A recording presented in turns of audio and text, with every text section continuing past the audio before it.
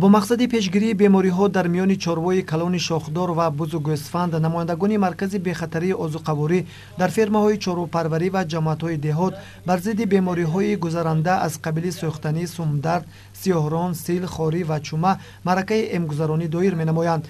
روز گذشته 21 سر چاروای کلان شاخدار و 6 سر گوسفند خواجگی دهقانی شیرزاد در جماعت دهات 10 سالگی استقلالیت بر ضد بیماری‌های گوناگون ام کرده شدند.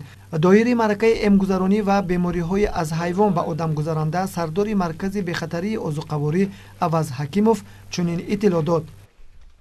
کمیته بی‌خطری عضوقواری اساساً نقشه کاری دارد که از روی نقشه کاری کمیته ما رو با واکسین‌های با مقابل کسری با واکسینه ها از طرف حکومت جمهوری تاجیکستان پول جدا می شود، زیاده از 2.5-3 میلیون سومانی جدا می شود که خریداری کرده می شود از طرف کمیته. کارخانه زاویتسناب گفتنی کارخانه است دمو و خریداری میکند واکسین رو با تمام شهر و ناحیه‌های جمهوری تامین میکند. اساساً کسلی‌های مقابل 8 کسلی که از طرف حکومت جمهوری تاجیکستان مبلغ گذاری میشه، یعنی کسلی هوری، کسلی بوغمدرد، کسلی سیل، کسلی سیاهران، مقابل همین کسلی ها ما را با واکسین تامین میکنن. کارمندان مرکز باشه اگر در محل از روی نقشه مرحله به مرحله ما با دعوت یا اون کس نمیم، از روی نقشه در وقتی که نقشه کاری ما تصدیق کرده شد در همون مرحله به مرحله اومده مول میدر الوهیده، مول کلان الوهیده امگذرانی میکنیم. بعد در وقتی راندن چوروی میده از چراگاه زمستونا به چراگاه تابستونا ما دیدبانگاه‌های موقتی داریم. دیدبانگاه‌های موقتی داریم که در دیدبانگاه یک کارمند از مرکز بی‌خطری عضوقواری، یک کارمند از ریاست کشاورزی شهر، یک تایی کارمند در دیدبانگاه‌های موقتی ایستاده، هر یک اتر، هر یک رمه گوسفندی که مول میده که میگذرد از وی معلومات نامه میپرسند. برای به امگذرانی باید که به چراگاه تابستانه و یا سر داده نشوند. ما این سال با مقابل هوری یعنی کسلی هوری یکی از کسلی های وزمین ترین هست که اینا اساسا در سگ و گربه اساسا در سگ گربه وجود دارد. این یعنی کسلی اگر که مقابل کسلی هوری اگر امگذرانی نکنیم به حد کسلی خودش یا کسلی چخیل بگیم با انسان ضرر جدی دارد که انسان رو به مرگ برده میرسوند. برای ما نقشه گذاری داریم، از این نقشه 261% ما نقشه را اجرا کردیم. به طور عمومی خواجگی دهقانی شیرزاد 1854 سر بز و گوسفند و 25 سر چاروای کلان شاخدار دارد که در وقتی معین شده از طرف دکتران بایتاری ام کرده می شود، گفت هنی صحبت رئیس خواجگی مرادالله اشروف. ما از 2012 سال همون چارودار سر کردیم، هم مال میده هم مال شاخدار کلان. خود مال میده ما امسال گرفتگی بر رقتی 1854 سر به رسید.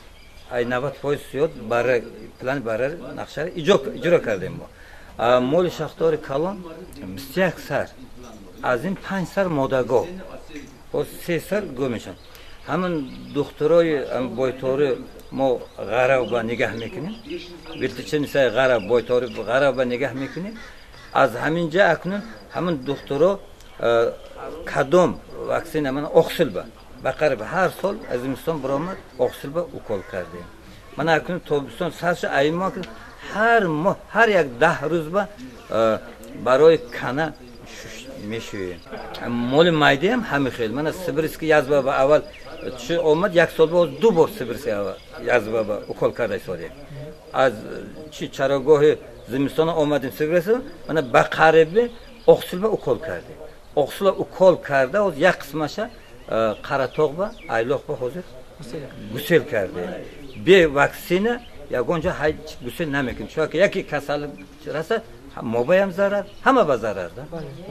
دکترای بایتاری شما با هستن چند نفر؟ دکترای بایتاری ما با من همون چی هست طرف اکرامکه نظارت با ما با چی شد همون من ما سرچپان داریم اینجا پادوان من خودم علاقه با میبرم یگان تاش تمپراتور یگان چی شد همینا یاردم همینا.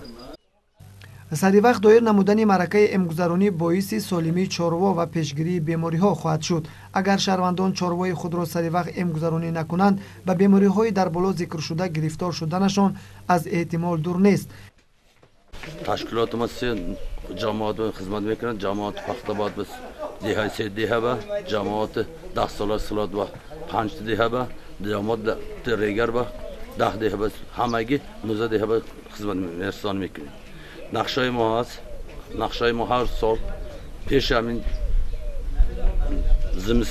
زمستان وقت دکبر یانوار فوریه خوجگی‌ها رو گشته و گواشان برای کسری سوختنی و سیاهران کل میکنیم. وای نقشه اجرای نقشه است. و بعد رمه‌ها رو نگاه میکنیم. بعد همین کسری رو سیل برسولوز تخصیص رو میذاریم. این پلان نقشه قطعی خوجگی برای این همه پیشگیری سلامتی نگذاشتن کسری سرایت از حیوان آدم. اصلا همین بوم در سیل کسری رو از حیوان آدم گذارندگی کسری سرایت استفاده میشه. واکسن ها ما میگیریم. یا خیلی واکسن ها از حسابی بودجه میتیاد. پول از جدا شدگی و این کسری سوختنی، کسری خوری، بعد کسری بوم درد با واکسن شتم 82 میده این از حسابی چی میتیاد؟ بودجه. اینا رو بی پول میذاریم. دیگر کسری وانی سومدار با لیفت قرصون اینا اصلا پول خودشون خرده میبیارد. ما واکسن میبینیم سراغ گودنش هم تفتیش میکنیم. سرتیفیکات داشته باید بعد همین خوجگی رو کار میفرماییم. намояндагони маркази бехатарии озуқаворӣ аз мағозаҳои ҷамоатҳои деҳоти Пахтобод ва Регар низ дидан карда як қатор маҳсулотҳои пастсифат ва муҳлати истифодаашон гузаштаро ошкор карда нисбати фурӯшандагон чораҷӯӣ карданд. дар ҳақиқат бетарафию фориғболии фурӯшандагон дар самти фурӯши маҳсулоти пастсифат боиси пайдо гардидани бемориҳои сироятӣ хоҳад шуд. пас фурӯшандагонро зарур аст ки маҳсулотҳои муҳлати истифодаашон гузаштаро ба фурӯш нагузошта ба ширкатҳои истеҳсолкунанда бозпас гардонанд.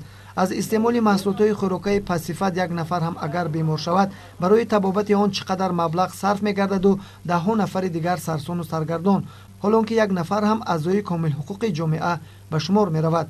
пас барои солимии ҷомеа бояд тамоми ниҳодҳои гуногун ва тамоми мардуми кишвар самгузор бошанд.